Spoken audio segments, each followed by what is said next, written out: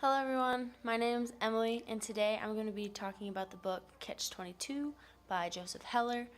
It is a book I highly recommend. It is a little slow to get into. The plot is also all over the place with different characters and their past, present, and future experiences. But once you do get it, it's a great book and it has a really great meaning. I give it 4 out of 5 stars. It's a really great read, and if you are an AP Lit like I am, then it's recommended by College Board as well. So it might be a possibility it's on the AP test. But if not, I strongly believe that you should still read the book because it's really great. So the book is historical fiction. It's set in World War II. It's a really satirical, comedic take on some very pressing, some like pretty serious issues during this time in World War II. The deeper you get into the book, the more and more you get to realize how like cynical and serious that this book can really be. So the main character or protagonist in this book is Captain John Yossarian. He's a bombarder in the U.S. military, which means he goes on missions to bomb, which they're pretty much suicide missions, really. So he and his fellow American bomber team is in a camp in Italy, and they move around locations. They go to Rome, and they're just pretty much doing what they're told, bombing places. Yossarian is actually trying to act like he's sick during the whole book, with symptoms that he doesn't actually have. So the nurses and doctors are trying to figure out if he's actually right or wrong.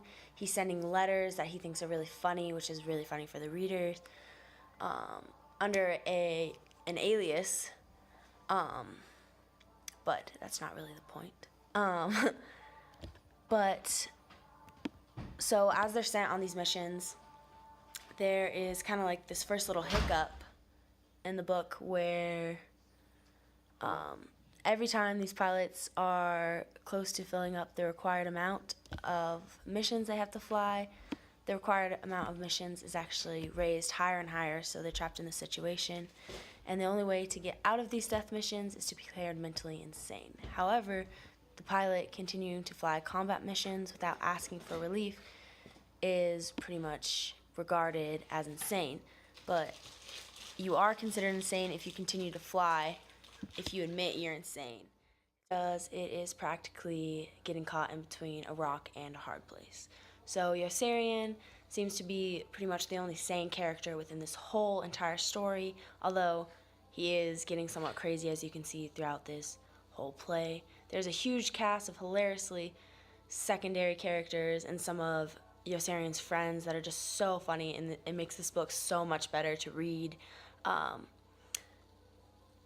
And so it doesn't have a lot of time to develop the characters, but you see a little bit of each character to see what experiences they're put in.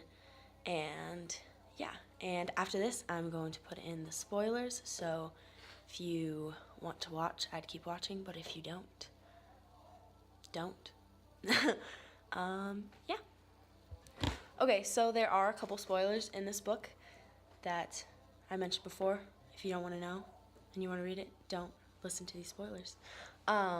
But so pretty much the main spoiler is that Yossarian, the main guy, so he's trying to do everything in his power to be declared insane so he can get put in the ground and not be on these suicide bombing missions. So he's pretty much fighting everything in his power to do this. But in the end, while he's trying this, the captains finally offer him an opportunity to get put on a ground mission, but he feels like it's a trap because he's going to get like prosecuted by the other pilots for almost abandoning them, because then they have to fly these missions that he really doesn't want to be a part of. So he doesn't take it and he decides to stay. However, his roommate during the book, Orr, actually, it turns out he faked his own death, kind of. And so his friend Orr would purposely go down on these missions and he'd been shot down in the ocean, and he was declared like lost at sea. But it turns out he was in neutral land, which was Sweden. And so once Yossarian figures this out, this is his plan, to go and try to go to Sweden so he doesn't have to be part of this war any longer. So that's pretty much the main spoiler. The other spoiler within this book is Arfi. So Arfi is another fighter pilot, and he actually rapes and murders one of the girls within this book. Everybody's telling him like it's wrong, like he shouldn't do this, and you know, you shouldn't be okay with this. And Arfi's just like, hey, I'm Arfi, like I'm part of the military, I'll be fine, like I can't get prosecuted. While the other guys are just like, hey, remember, you still can't get prosecuted. And it just shows the mentally, how mentally insane these guys are going just from running these missions within the World War, and how big of like this goes into play.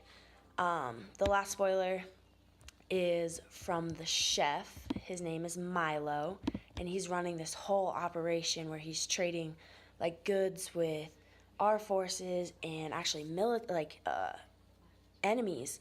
And in the end, it just shows about all the corruption that's going on, and he finally gets caught, and everything gets like tumbling down, and in the end, it just shows the corruption in the government at this time and what we don't want this world to be. So really, this book is a utopian take on historical fiction, which we never want to happen.